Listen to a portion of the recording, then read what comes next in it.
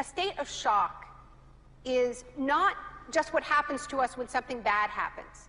It's what happens to us when we lose our narrative, when we lose our story, when we become disoriented. What keeps us oriented and alert and out of shock is our history. So a period of crisis, like the one we're in, is a very good time to think about history, to think about continuities, to think about roots. It's a good time to place ourselves in the longer human story of struggle.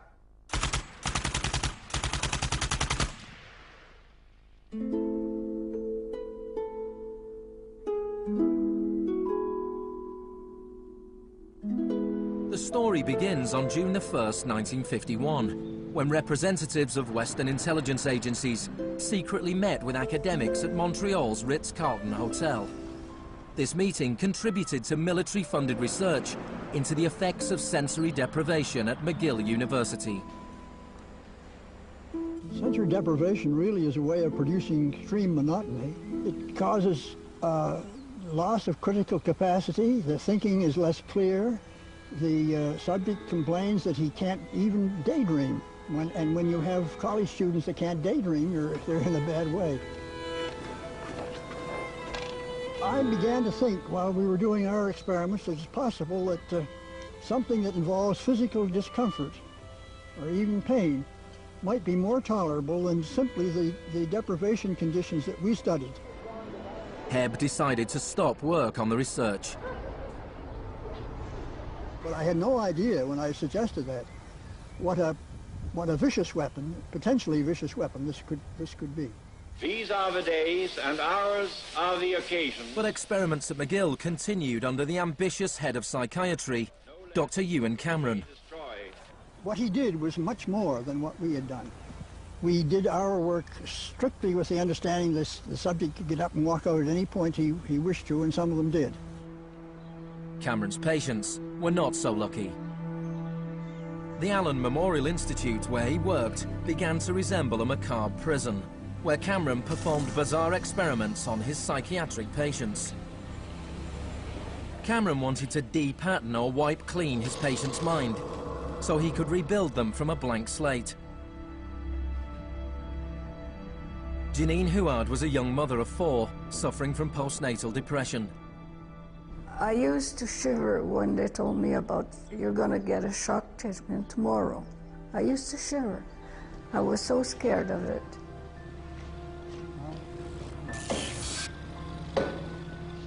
And I would wake up in another room, all mixed up and sad, and it used to make me very sad after. You're just like a zombie walking around. Cameron combined shock therapy with sleep therapy and the repeated playing of taped messages. It says, Janine, Janine, you are running away from your responsibility. You don't want to take care of your husband and children. All the time, the same thing. It sounds like you were being interrogated. Yes, interrogation, but for what purpose? It wasn't long before the CIA put Cameron's research into practice. Many of his techniques appear in the agency's Kubark Counterintelligence Interrogation Manual. These words are from the manual. It's a fundamental hypothesis of this handbook that these techniques are in essence methods of inducing regression of the personality. There is an interval, which may be extremely brief, of suspended animation, a kind of psychological shock or paralysis. Experienced interrogators recognize this effect when it appears, and know that at this moment the source is far more open to suggestion, far likelier to comply than he was just before he experienced the shock.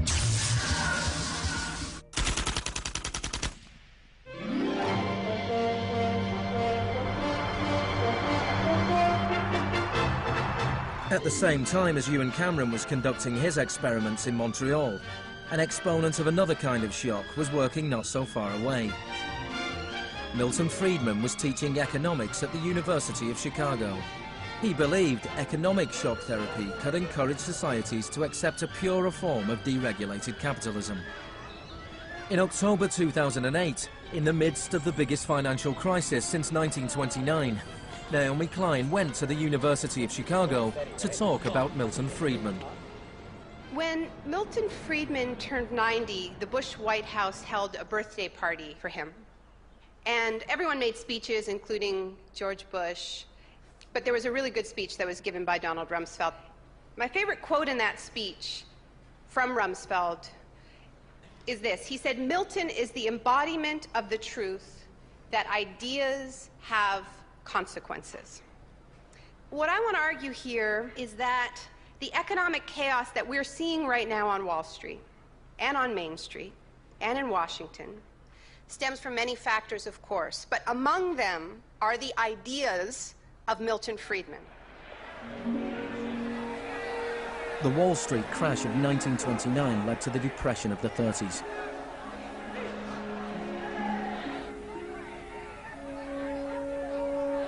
Central to Frídman's thesis was his opposition to the New Deal, announced by President Franklin Roosevelt in his inaugural speech.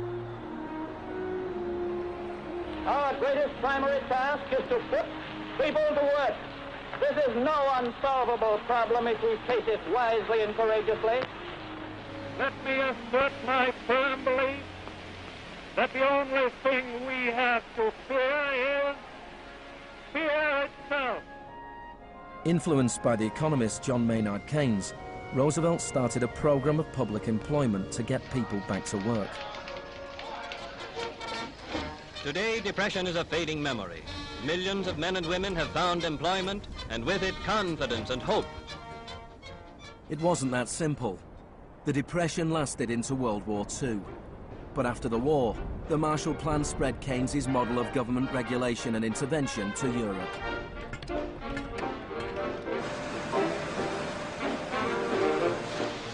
His principles were widely accepted, but not in the economics department of the University of Chicago. Mίλton Frídman from this university waged a war against the New Deal. Frídman was a member of a group called the Montpellier Society, led by the Austrian economist Friedrich von Hayek. They believed that if governments stopped providing services and stopped regulating markets, the economy would correct itself. In the 50s, they were seen as cranks, but over the last 30 years, their ideas have become the dominant economic doctrine. The thesis of the shock doctrine is that we've been sold a fairy tale about how these radical policies have swept the globe. That they haven't swept the globe on the backs of freedom and democracy, but they have needed shocks, they have needed crises, they have needed states of emergencies. Mίλton Frídman understood the utility of crisis. Only a crisis, actual or perceived, produces real change. When that crisis occurs, the actions that are taken depend on the ideas that are lying around.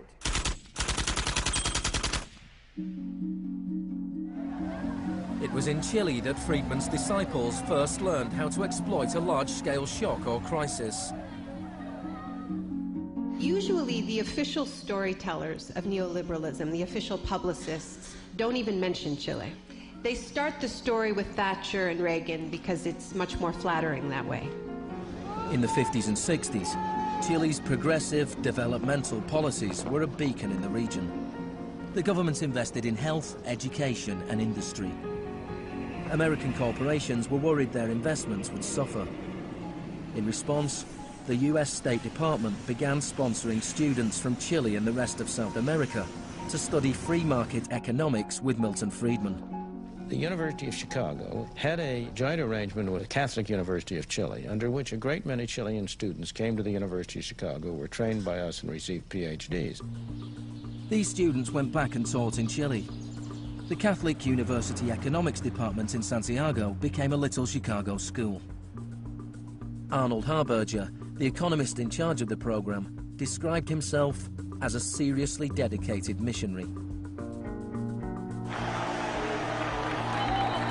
In 1970, Salvador Allende's Popular Unity government won the election on a platform of nationalization of large sectors of the economy. Chile's phone company was majority owned by the US corporation ITT. It spearheaded attempts to stop Allende becoming president. It had the support of Richard Nixon in the White House.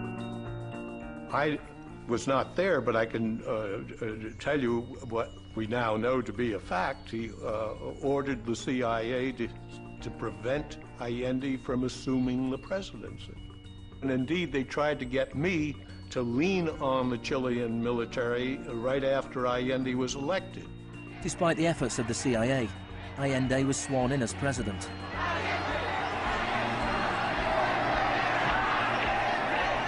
Richard Nixon ordered the CIA director to make the economy scream.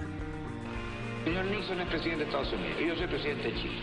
Yo no tendré un término despectivo contra el señor Nixon mientras el señor Nixon respete al presidente de Chile. Preparations began for the military coup. The Chilean Chicago boys started work on a 500-page economic blueprint called the BRIC. With US funding, everything was done to destabilize the economy. Truck drivers went on strike, bringing factories and shops to a standstill.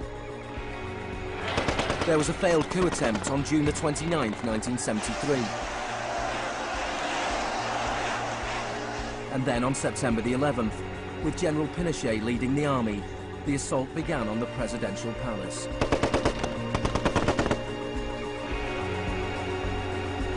Chile had enjoyed 41 years of uninterrupted, peaceful democratic rule. Now it was being violently overthrown. Pinochet and his supporters described the coup as a war. It was certainly designed to look like one. It was a Chilean precursor to shock and awe.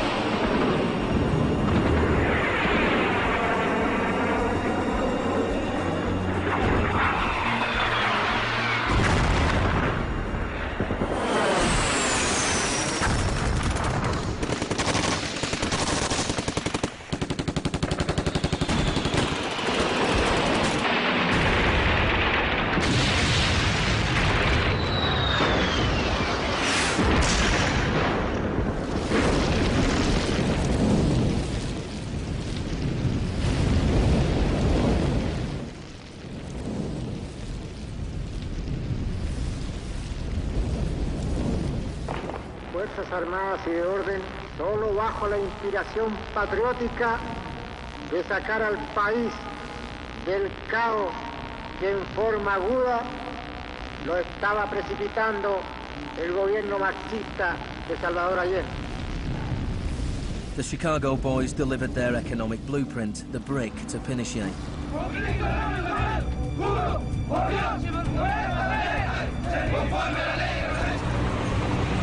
In the days that followed, more than 13,000 opponents were arrested and imprisoned.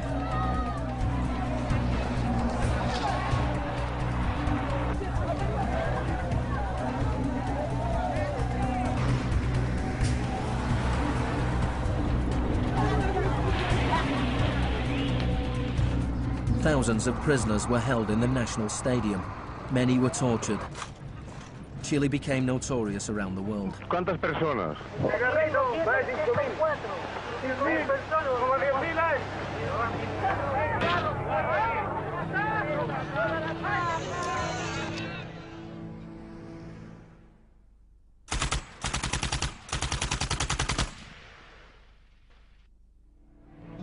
At the beginning of November, 5,000 prisoners were released. The 900 they left behind were transferred to other detention centers.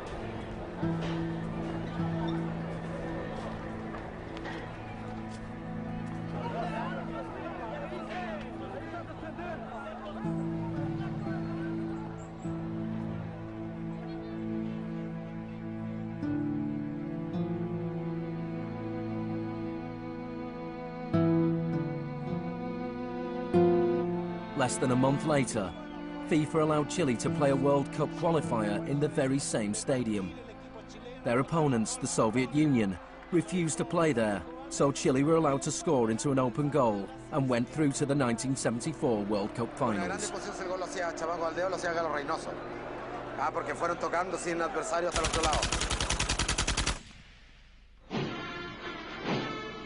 With the population in shock, Pinochet imposed the policies recommended by the Chicago Boys. Removal of price controls, the sale of state companies, the removal of import barriers and cuts to government expenditure. Frídman later openly acknowledged the importance of the Chilean experiment. Here was the first case in which you had a movement toward communism, which was replaced by a movement toward free markets. It didn't work.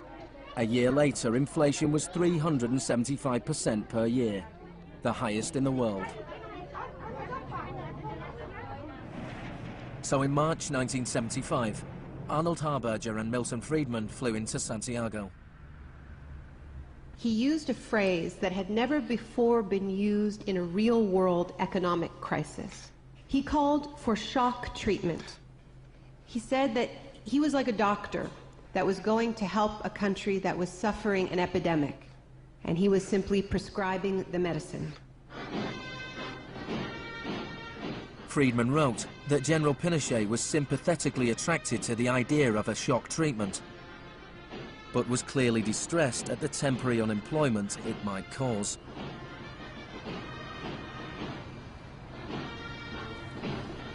It rapidly became clear that Frídman's economic policies benefited the wealthy at the expense of the poor. It was calculated that a family trying to live on the average wage had to spend 74% of its income on bread. Items such as bus fares or milk became luxuries, and Pinochet got rid of free milk in school, a move that echoed the controversial policy of the young education minister in Britain, who would later become his friend.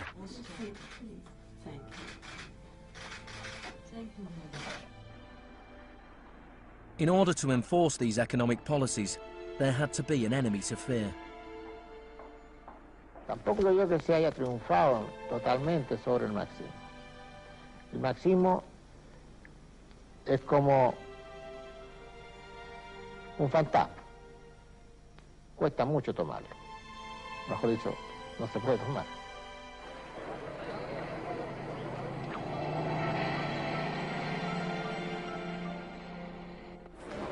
Frídman and Harberger argued that free market economics went hand in hand with freedom and democracy. But in Chile, where their ideas were being implemented within the context of a military dictatorship, the opposite was true. Many in Latin America saw a direct connection between the economic shocks that impoverished millions of people and the epidemic of torture inflicted on those who believed in a different kind of society. One of those was Orlando Letelier. Letelier had been Allende's ambassador in Washington. He spent a year in one of Pinochet's prisons before being exiled back to America. In 1976, Letelier wrote, "The economic plan has had to be enforced, and in the Chilean context, that could only be done by the killing of thousands, the establishment of concentration camps all over the country, and the jailing of more than 100,000 persons in 3 years."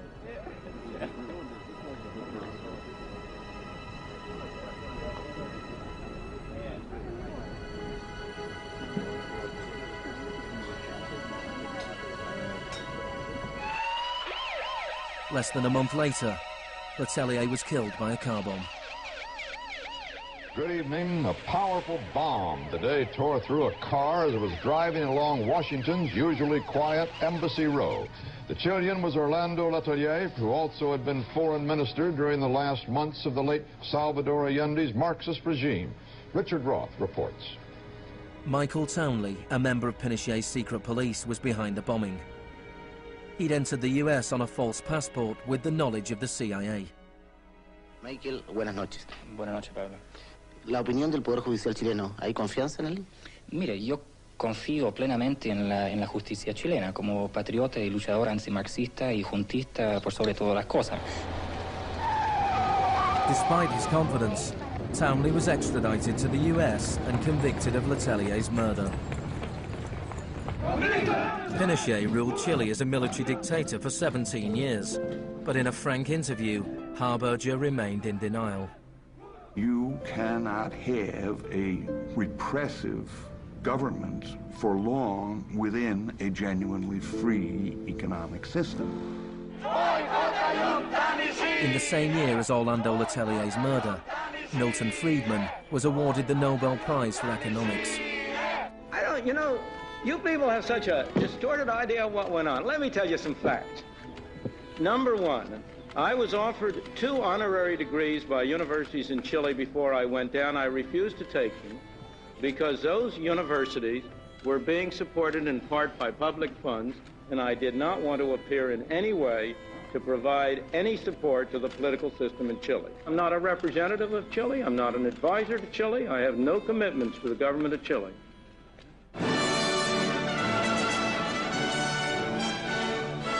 I now turn to you, Professor Mίλton Frídman.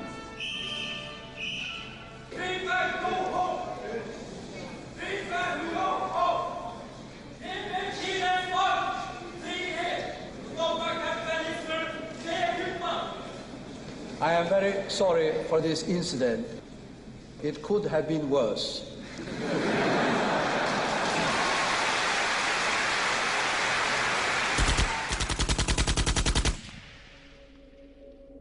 What I'm trying to do in the shock doctrine is tell an alternative history of how this savage stream of pure capitalism that we've been living, capitalism unrestrained, came to dominate the world. Chile wasn't the only country in South America to adopt Chicago school policies. Frídman's disciples held key positions in Brazil and advised the government of Uruguay. Then on March the 24th, 1976, a military coup overturned the government of Isabel Perón in Argentina. A junta of 3 generals took over the country, led by General Videla. Chicago boys landed key economic posts in the military government. They seized the opportunity for major economic and social re-engineering. And within a year of the coup, wages lost 40% of their value, factories closed, poverty spiraled. Just as in Chile, people had to be terrorized into accepting these economic policies. Videla learnt from Pinochet's experience. He adopted the tactic of disappearing people. Striking a balance between public and private horror, disappearances were often carried out in broad daylight, but could always be denied.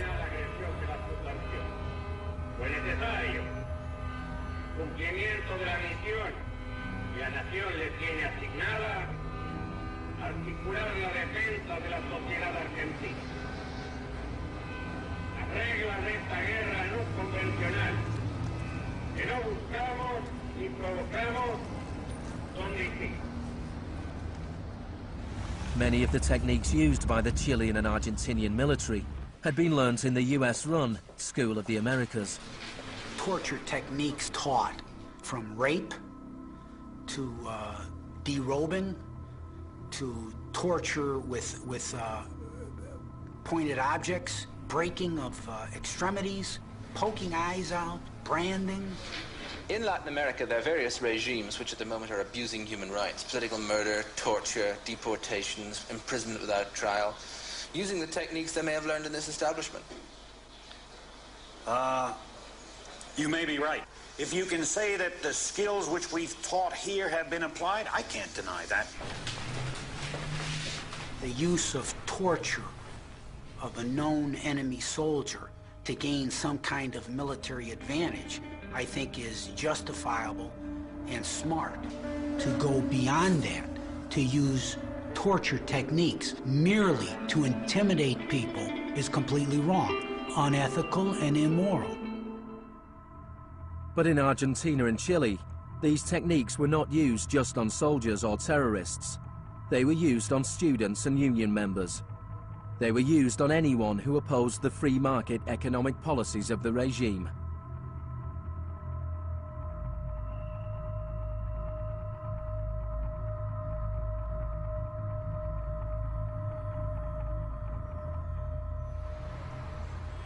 In 1978, the Argentine junta hosted the World Cup. The final was played in the stadium less than a mile away from the biggest detention camp in the country, where thousands of prisoners were held in torture chambers. Decir que con los goles, con el grito de gol, se tapaba la voz de los secuestrados, los gritos de los secuestrados, era una realidad. Organización extraordinaria, miles y miles de banderas, miles y miles de gargantas enronquecidas, 25 millones de argentinos que tienen un solo color, el celeste y blanco. El fútbol ha hecho el milagro del país, de este país maravilloso que nos siguen atacando a aquellos que... And Argentina took their terror regime one step further than Chile. Among the disappeared were hundreds of pregnant women, women who were allowed to give birth before being murdered. De todas aquellas mujeres que estaban embarazadas, les permitieron tener a sus hijos para una vez que nacieran sacárselos. Y eso sucedió con 500. Yo soy uno de esos 500. Those children, many of whom were raised by families connected to the military, were a powerful reminder of the junta's project to re-engineer an entire society.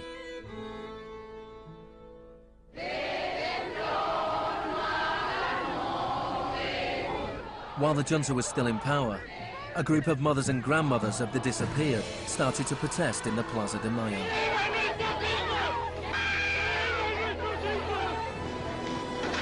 They turned detective, searching for the disappeared children. After the junta collapsed, some were found and reunited with their families. Occasionally they found remains. Mostly they found nothing. General Videla was found guilty of murder, kidnapping and torture.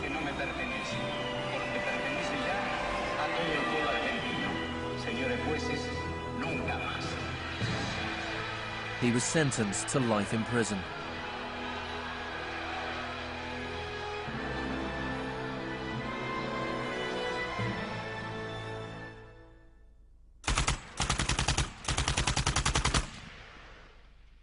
Early experiments in Latin America presented Frídman and his cohorts with a serious ideological problem. Frídman had promised that these policies would not just make the elites richer, but that they would create the freest possible societies, that this was a war against tyranny, that capitalism and freedom went hand in hand. Yet here we see that in the 70s, the only countries putting these ideas into practice were military dictatorships. Nixon had fully supported imposing these types of brutal free market policies in South American dictatorships. But when it came to domestic economic policy in the United States, where Nixon had to worry about getting re-elected, it was a very, very different story.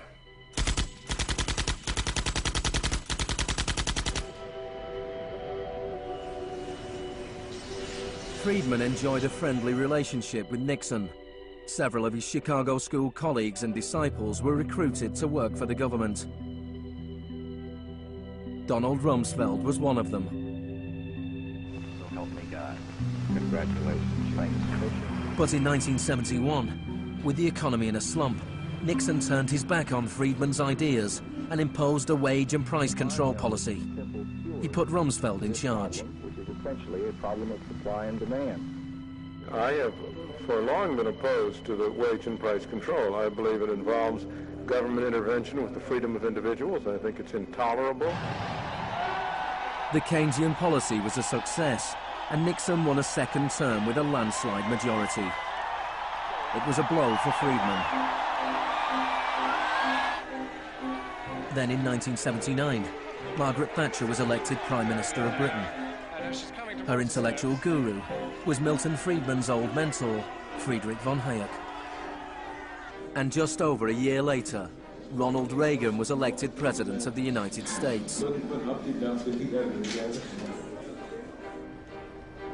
Both Britain and America were now ruled by unabashed Freemanites. Margaret Thatcher's program when she came in had 4 planks. Cut government spending, cut tax rates, reduce government ownership and operation of industries or regulation of industry, and have a moderate and stable monetary policy to bring down inflation. Within her first 3 years in office, unemployment doubled in parts of the economy, leading to waves of strikes. Thatcher's personal approval rating slumped to 25%. There were riots in Britain's major cities. Even Margaret Thatcher's admirers had their doubts. The economic performance of the Thatcher government has been mixed.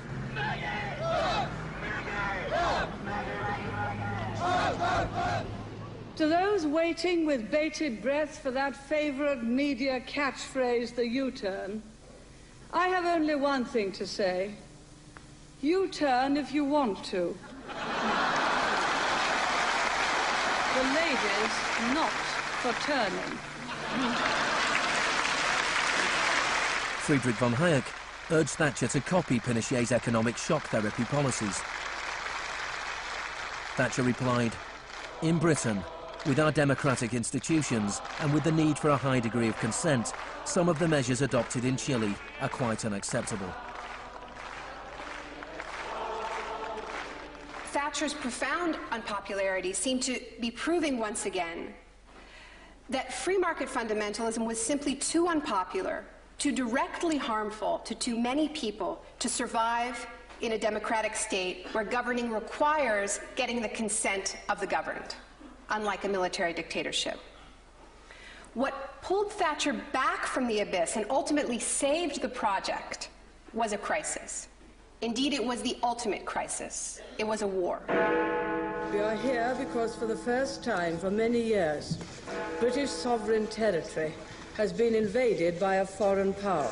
The government has now decided that a large task force will sail as soon as all preparations are complete.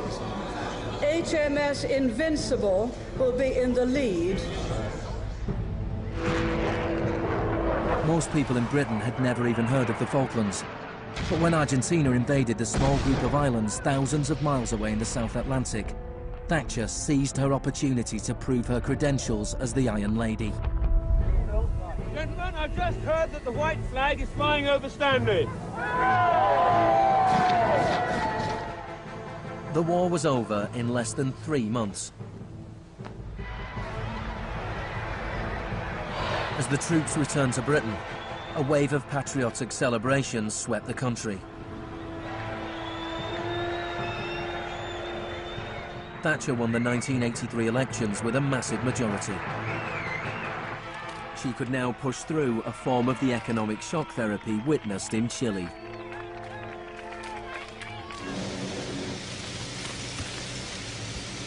The most powerful union in Britain was the National Union of Mine Workers. When the National Coal Board tried to close pits down, the miners went on strike. Parts of central London are brought to a halt as thousands of miners and sympathizers march through the city in support of the miners' strike. It's Britain's longest and most bitter since 1926, and the most expensive ever. The strike lasted almost a year.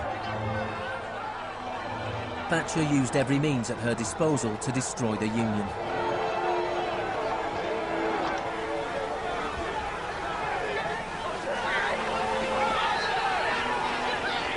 Eventually, the miners were defeated. Thatcher used this victory to bring the Chicago School Revolution to Britain. A series of glossy commercials promoted a massive program of privatizations. Thatcher sold off the steel industry, water, electricity, gas, telephones, airlines, oil. Public housing was sold off. Council services put out to tender. In 1986, financial and banking services were deregulated. It was called the Big Bang. No one here tonight needs reminding that the Big Bang is only a beginning. In Britain, before Thatcher, a CEO earned 10 times as much as the average worker. By 2007, they earned more than 100 times as much.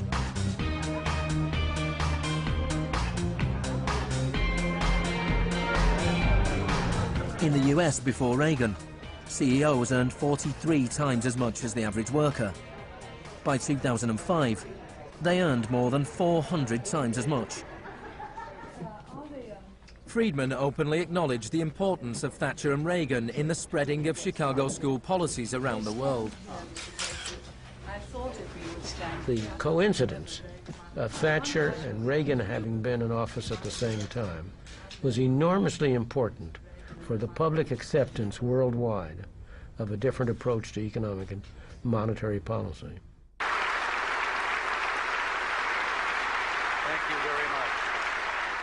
What I'm describing now is a plan and a hope for the long term. The march of freedom and democracy, which will leave Marxism, Leninism on the ash heap of history as it has left other tyrannies which stifle the freedom and muzzle the self-expression of the people.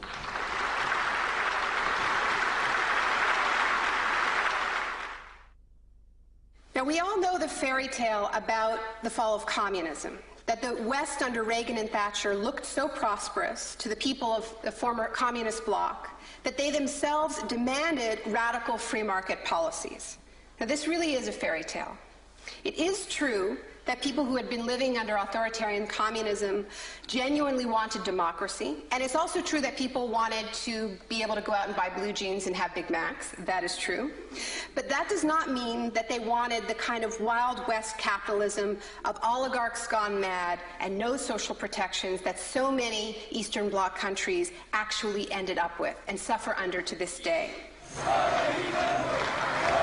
Thatcher had done everything she could to break the power of the unions in Britain. But in 1988, she went to Poland to show her support for the workers' union Solidarity. You see the process from where you are now to where you want to be. Strikes in Poland led to Solidarity being allowed to contest a general election in June 1989. This triggered a wave of demonstrations throughout Eastern Europe.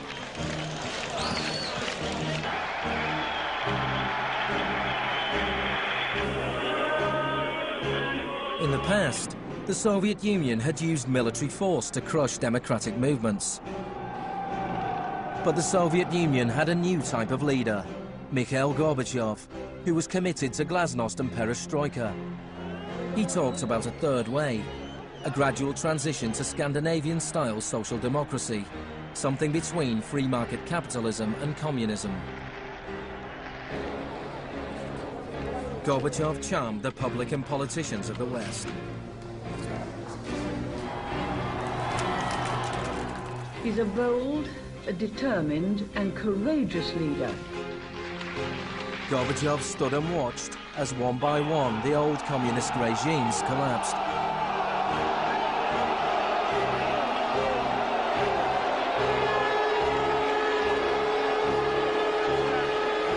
At the end of the year, the most famous symbol of the division of Europe came tumbling down.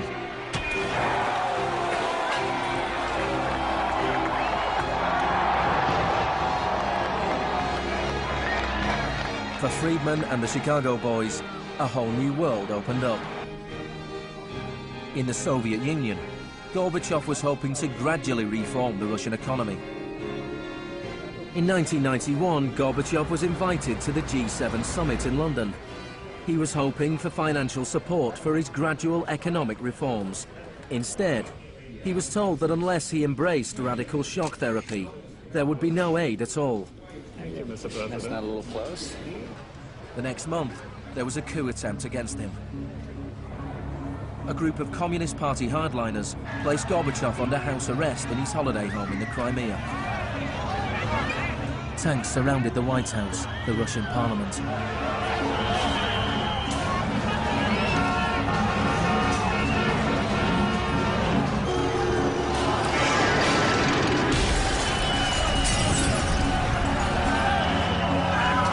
Amid the chaos of street clashes, it was obvious that to reinforce their position, the hardliners would have to resort to violence. Such action between the people and the security forces has not been seen since the early days of the Russian Revolution. By dawn this morning, amid a sea of debris, it was becoming clear that the coup was disintegrating. The Russian parliament building was unscathed, the military had not made their move. Inside, Boris Yeltsin was more powerful than ever.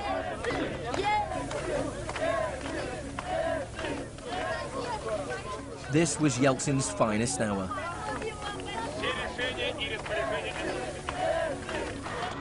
Gorbachev was released and he returned to Moscow, but he had lost much of his power. Выражаю признательность за принципиальную позицию россиянам, президенту России Борису Николаевичу Ельцину. In December 1991, the Soviet Union was dissolved, a profound shock for the Russian people. Yeltsin was now in charge of economic policy for the Russian Federation. The free market came to Russia. There was chaos. The adoption of Chicago school policies in Russia marked the beginning of a new chapter in the free market crusade. It was all shock, no therapy.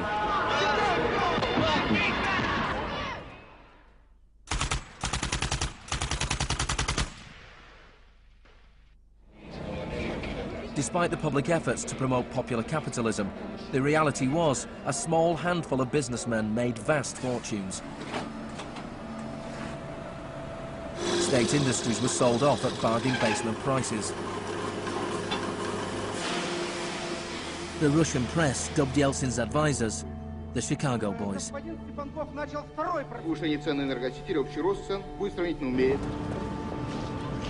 Yeltsin's shock therapy meant that in 1992, the average Russian consumed 40% less than in 1991. A third of Russians fell below the poverty line, and wages weren't paid for months. One expert today predicted 140 million Russians will soon be living below the poverty line. Corruption was rife. Organized crime boomed. Moscow became the new Wild West.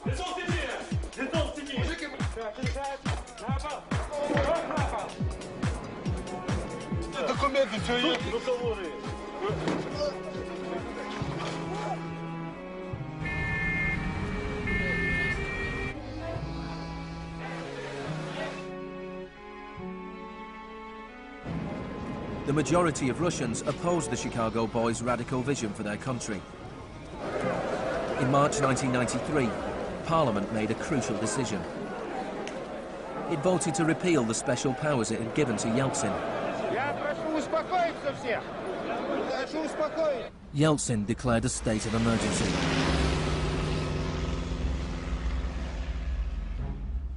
The Constitutional Court ruled that it was illegal.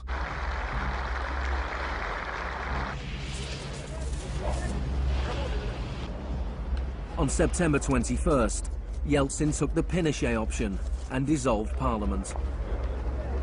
Сегодняшнего дня прерывается осуществление законодательной, распорядительной и контрольной функций съезда народных депутатов. The West threw its weight behind Yeltsin. We feel that Boris Yeltsin is the best hope for democracy in Russia. 2 days later, Parliament voted to impeach Yeltsin by 636 votes to 2. Thousands of supporters of the Parliament gathered outside the White House and marched on the television station.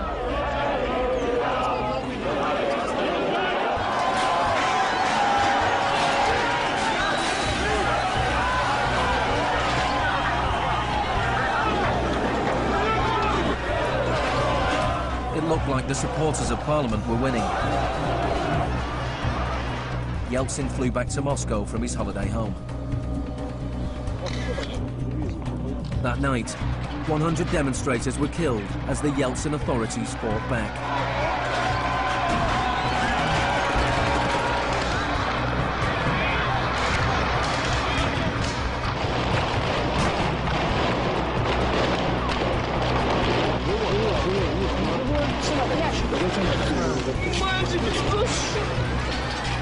On the 4th of October, he ordered troops to storm the White House, shelling the very building he had defended 2 years earlier.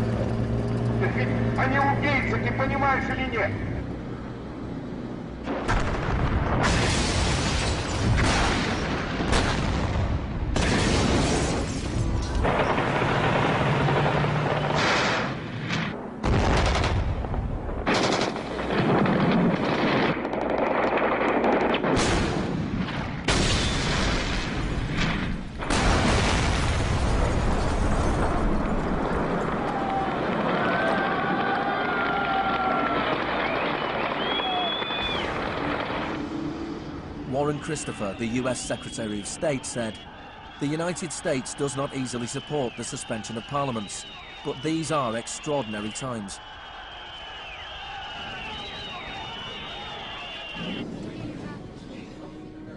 Yeltsin now had absolute power. With the advice of his Chicago boys, he ruled through a form of crony capitalism.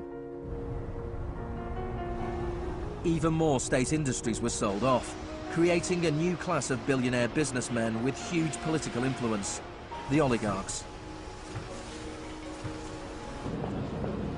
By 1998, 80% of Russian farms were bankrupt and 70,000 state factories were closed. In 8 years, the number of people living in poverty increased by 72 million. Meanwhile, Moscow would go on to have more billionaires than any other city in the world.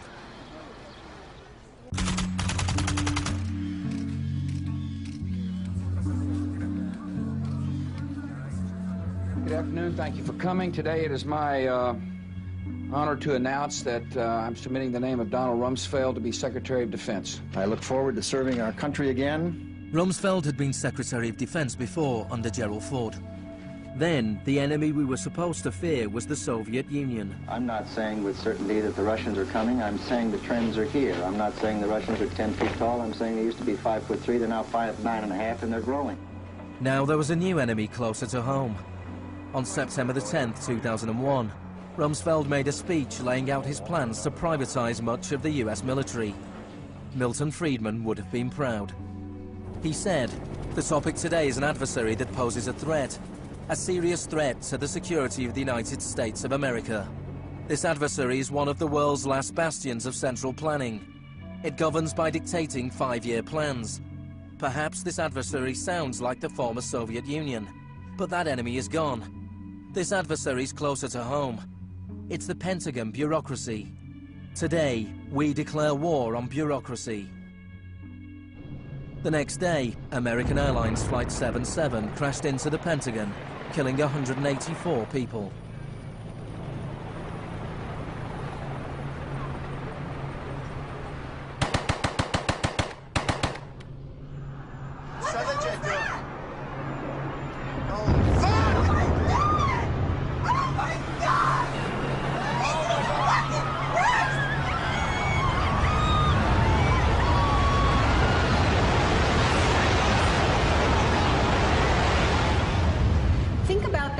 Feeling after those attacks. Who are these people? Where did they come from? Why do they hate us? There was a total loss of collective narrative. We were not living in the world that we thought we lived in.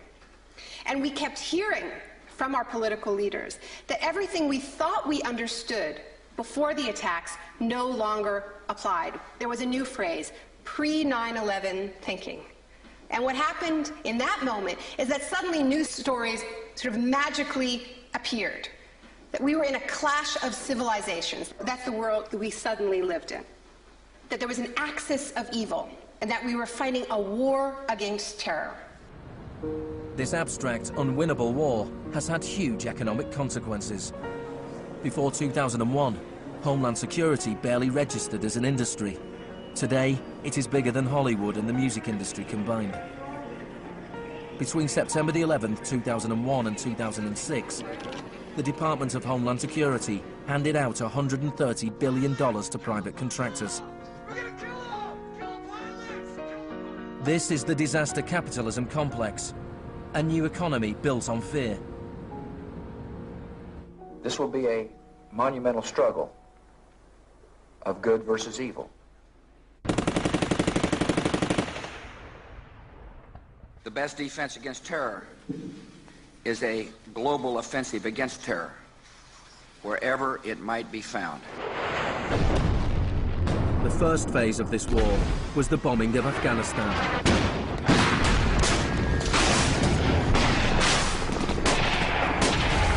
The Taliban government was quickly overthrown. The aftermath of the war was more complicated. Our fight against terrorism began in Afghanistan, but it will not end there. We're primarily looking at detainees that we can use. We're collecting intelligence.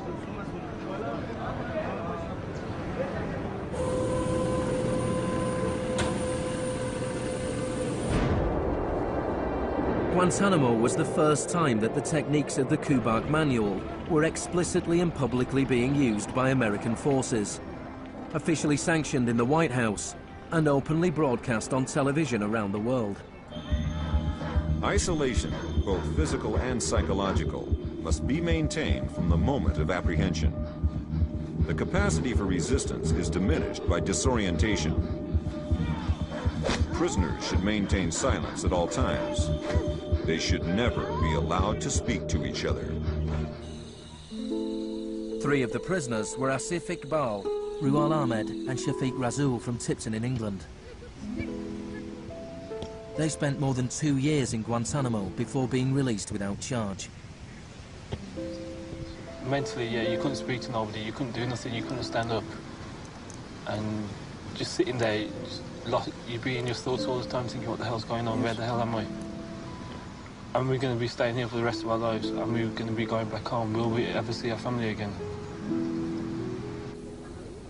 Of the 779 prisoners that have been held in Guantanamo Bay, only 3 have ever been convicted of any offence.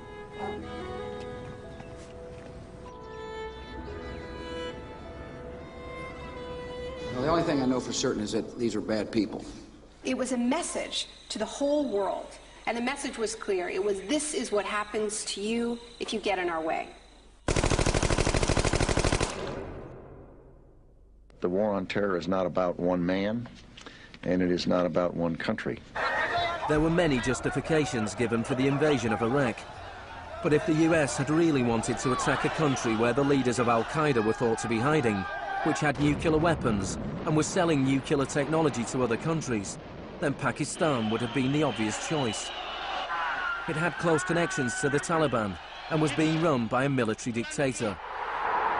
Instead, George Bush chose to target Iraq, a country with the 3rd largest oil reserves in the world.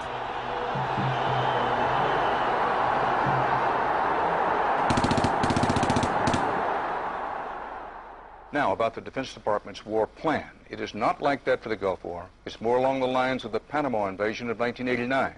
CBS News has been told it would start on what's called A-Day. A as in airstrikes. Airstrikes so devastating, they would leave Saddam's soldiers unable or unwilling to fight. The idea is to rain down the thunder so hard as to create, quote, shock and awe. If the Pentagon sticks to its current war plan, one day in March, the Air Force and Navy will launch between 3 and 400 cruise missiles at targets in Iraq. More than were launched during the entire 40 days of the first Gulf War. The sheer size of this has never been seen before, never been contemplated before. Harlan Ullman is one of the authors of the shock and awe concept, which relies on large numbers of precision-guided weapons.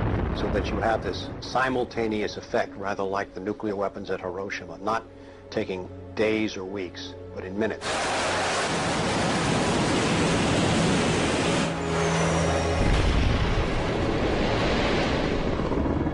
You also take the city down. By that I mean you get rid of their power, their water, and you begin this relentless campaign to wear them down so that 2, 3, 4, 5 days they are physically, emotionally, and psychologically exhausted.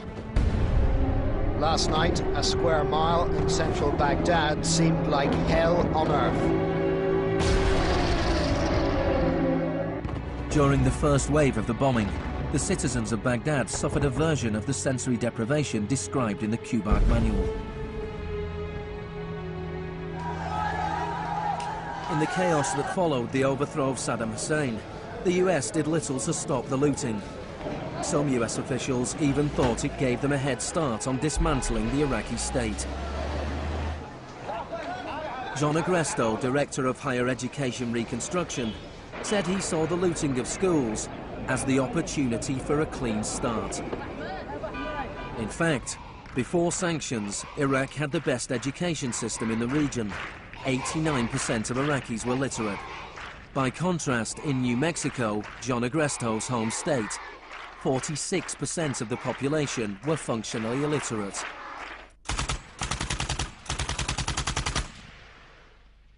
Iraq, you had three distinct forms of shock that were all working together and reinforcing each other. You had the shock of the war, which was immediately followed by economic shock therapy imposed under Paul Bremer. And as resistance to that economic transformation, that very rapid economic shock grew, you had the shock of enforcement, including torture. Three different kinds of shock.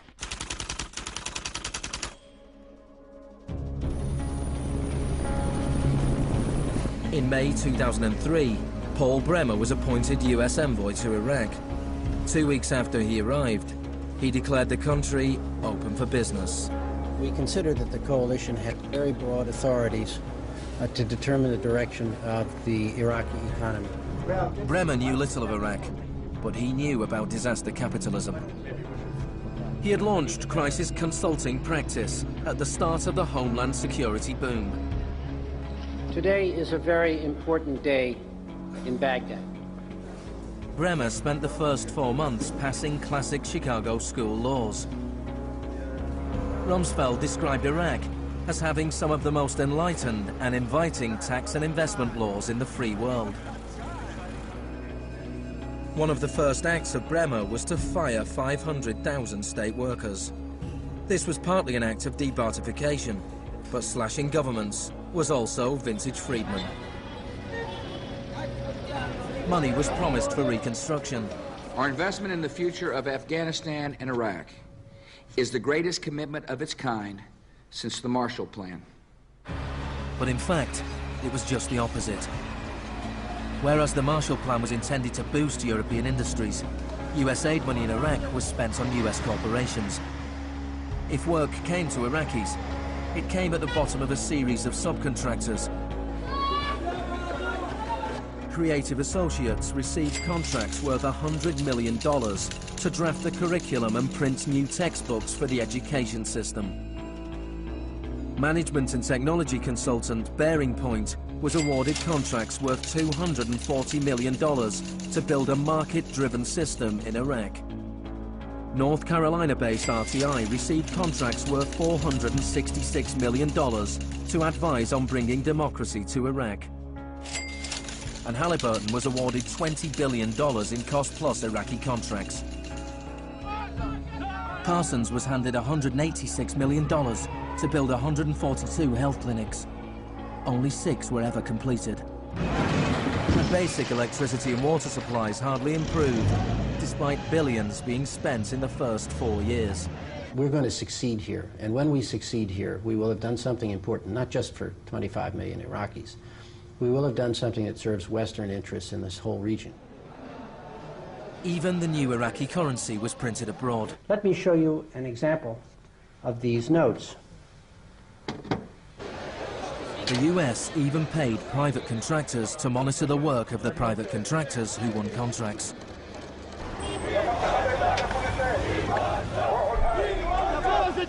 I was in Baghdad in 2004, and this is the period when bombs started to go off regularly in Baghdad. In fact, the night that I arrived, a bomb went off very near our hotel. But what was really striking to me in this period was that despite the violence and despite the chaos, the next day, Iraqis were out in the streets protesting. 19 killed and 100 injured in Najaf. And what they were demanding at this time was elections, the right to actually have a say in what the post-Saddam era would look like. Now, in the early days of the occupation, the protests were peaceful, but as time went on and the protests didn't have an effect, more and more Iraqis joined the armed resistance.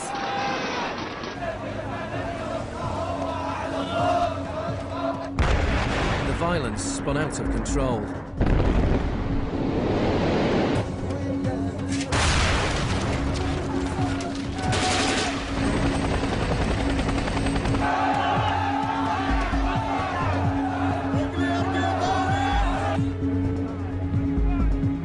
As in South America 3 decades earlier, bodies were often dumped by the roadside as a warning to others. These were Iraq's disappeared.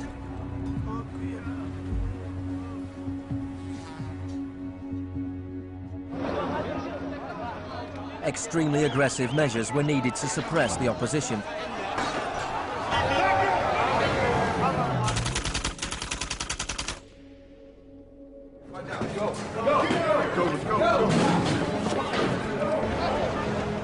The first 3.5 years of the occupation, 61,500 Iraqis were captured. By spring 2007, 19,000 remained in custody. In prison, they were interrogated using techniques that could be traced to those devised by the CIA from Ewan Cameron's experiments in the 50s.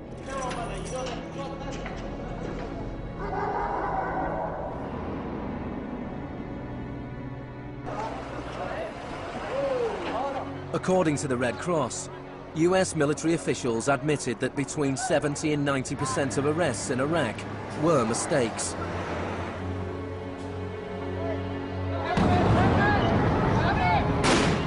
The chaos in Iraq seems like a defeat for shock therapy. But in Iraq, disaster capitalism moved on. Now the disaster itself provided the opportunity for profit.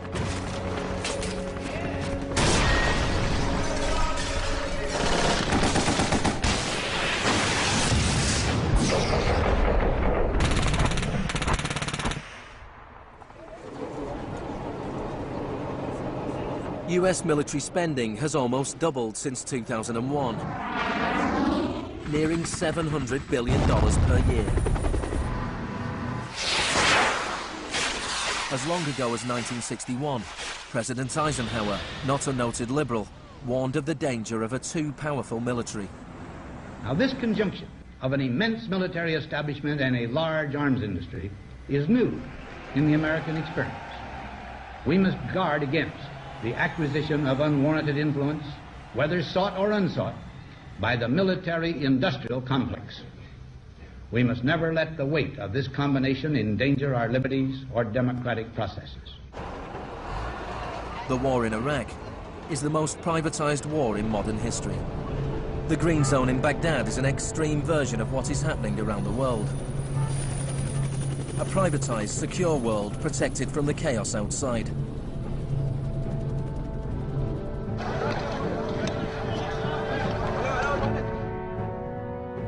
In 1991, in the First Gulf War, for every 100 soldiers, there was one military contractor. In 2003, at the beginning of the war in Iraq, for every 100 soldiers, there were 10 contractors. By 2006, for every 100 soldiers, there were 33 contractors. A year later, for every 100 soldiers, there were 70 contractors. By July 2007, there were more contractors than soldiers in Iraq. This was going beyond what even Mίλton Frídmαν had dared to hope. The only things I would not denationalize are the armed forces, the courts, and some of your roads and highways. One of the most high-profile contractors was Blackwater USA. During the April 2004 uprising in Najaf, Blackwater assumed command over US Marines. Dozens of Iraqis were killed during the operation. The US had indemnified the private contractors against any Iraqi laws, so they were operating in a law-free bubble, a little like Guantanamo. I asked your Secretary of Defense a couple months ago what law governs their actions. Mr. I was going to ask him. Go ahead.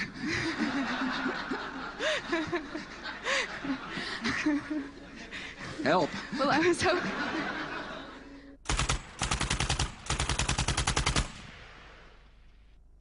Just as Cameron's shock therapy left his patients confused and broken, so the multiple shocks inflicted on Iraq reduced the country to a lawless, violent, sectarian mess. By the time of Saddam Hussein's execution in 2006, 1,000 Iraqis were being killed each week.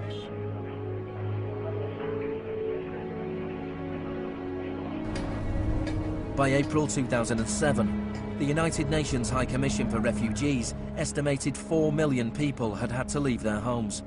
Hundreds of thousands of Iraqis had died.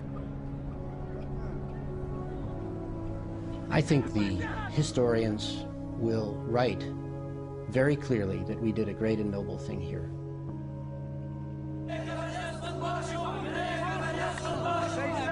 المسيرة بحد ذاتها هي ضد الإرهاب، ضد الإرهاب الأمريكي، لأن الأمريكان يقتلون النساء ويعتقلون النساء ويقتلون الأطفال ويهينون الشيوخ ويقتلون الشباب. أمريكا بحد ذاتها هي الإرهاب.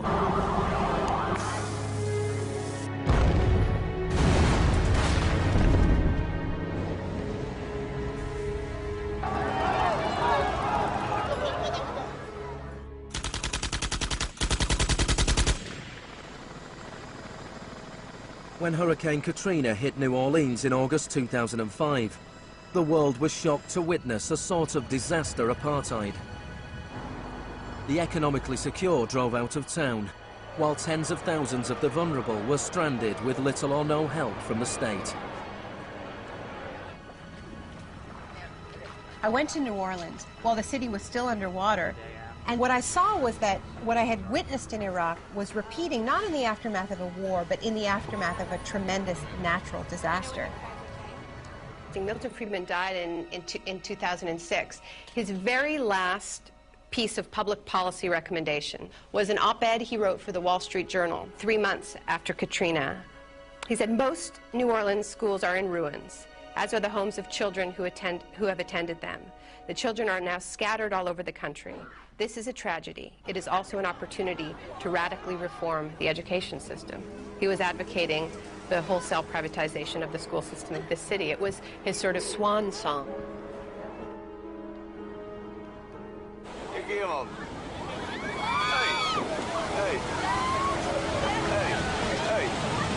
I'd witnessed a similar process in Sri Lanka in the aftermath of the 2004 tsunami. People who lived on the beaches for generations were prevented from returning so that the land could be privatized and sold off to luxury hotels.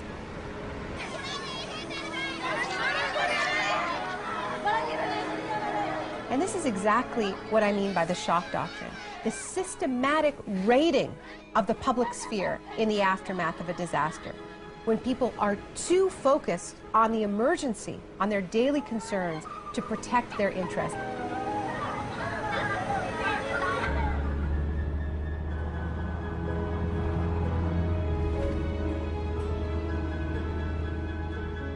Maybe the first act of resistance is to refuse to allow our collective memory to be wiped. In 2008, Nαόμι Κλάιν visited Villa Grimaldi with Isabel Morel, the widow of Orlando Letelier. Villa Grimaldi is a memorial to the cruelty of the Pinochet regime and to its eventual defeat. Villa Grimaldi fue el principal centro de tortura mientras se buscaba implementar la política de shock económico. Esta es la que tú señalas en el libro como las casas de uno por uno donde están los detenidos en Villa Grimaldi. It's not that I loved Pinochet, but I think that he was our teacher in many things. We learned about evil.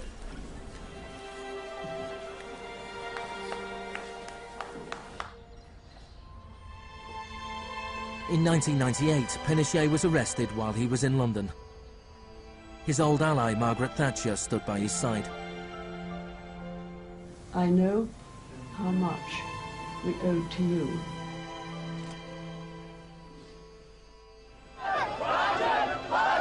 It took 30 years for the economic experiment originally test-driven by Pinochet to make its way around the globe to Iraq. But the similarities between past and present are startling. Between Pinochet's concentration camps and Bush's Guantanamo detention center. Between the disappeared in Chile and those in Iraq. Between the experiments of Ewan Cameron and the torture meted out on the prisoners of Abu Ghraib. These are the days and hours. He erased all the past. That's why he gave electroshocks. All the past from the patient, and he would implant some new ideas. But Janine resisted. In 1988, the CIA agreed to pay compensation to Janine and other victims of Ewan Cameron's experiments. Janine, are you proud that they tried to break you and that you have fought so hard and won? In a way I am. In a way I am. Because I must have some willpower seeds in me. It is very, very hard to fight a government. People would tell me, Janine, you don't fight a government. What's the matter with you? They're too big. But I had faith that we would win.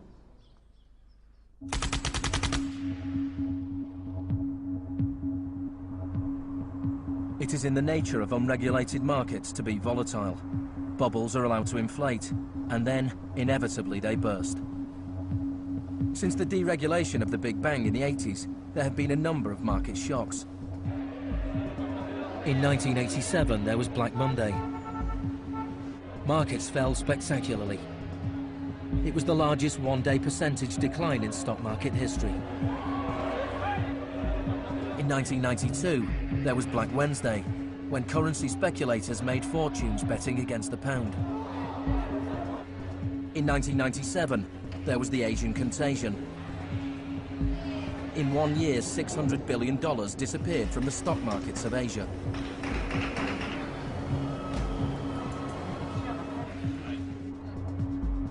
And then, in September 2008, the financial markets imploded.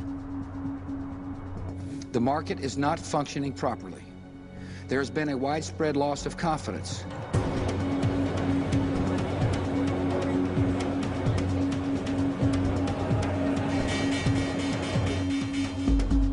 On September the 15th, Lehman Brothers filed for Chapter 11 bankruptcy protection. Yet only 1 week later, it was announced that workers at their New York office would share $2.5 billion in bonuses.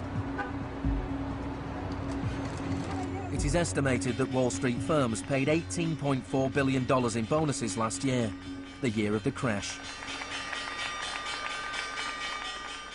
Despite the torrent of populist rhetoric about taking on the fat cats and standing up for the little guy and saving Main Street, not Wall Street, we are witnessing a transfer of wealth of unfathomable size. It is a transfer of wealth from public hands, from the hands of government, collected from regular people in the form of taxes, into the hands of the wealthiest corporations and individuals in the world. Needless to say, the very individuals and corporations that created this crisis. We are in the midst of a once-in-a-century credit tsunami.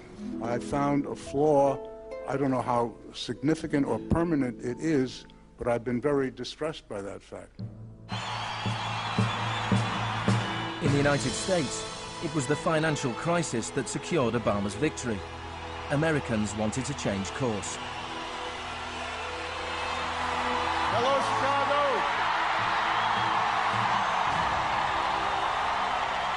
This crisis is clearly understood by almost everyone as being the direct result of this particular ideology of deregulation and privatization.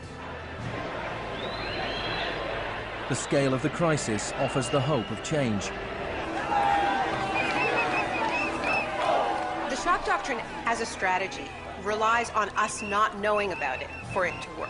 And what I find most hopeful about the current economic crisis is that this tactic is getting tired, because that element of surprise is no longer there. We're on to them, and it's not working. We're becoming shock resistant. The last time the world suffered a financial crisis as severe as this, people turned to the Keynesian policies of the New Deal. Let me assert my firm belief that the only thing we have to fear is fear itself.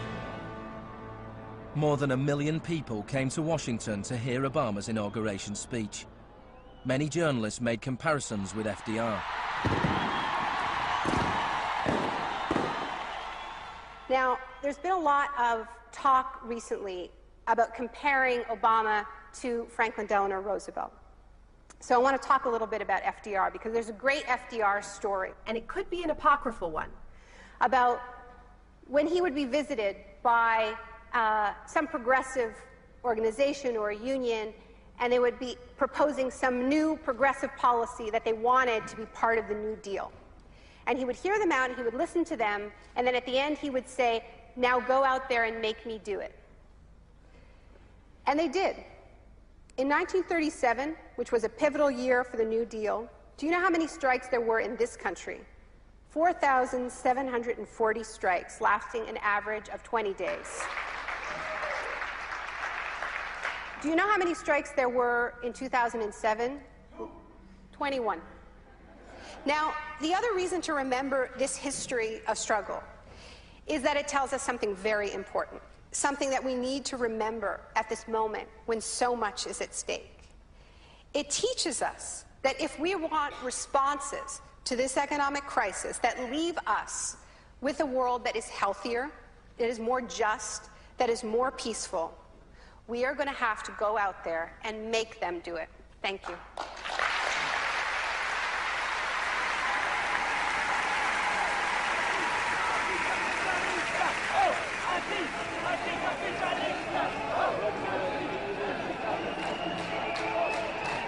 Next week's exclusive new true story is Nursery University, more for Tuesday night at 10. And stay with us for the story of the rise and downfall of Enron, the smartest guys in the room.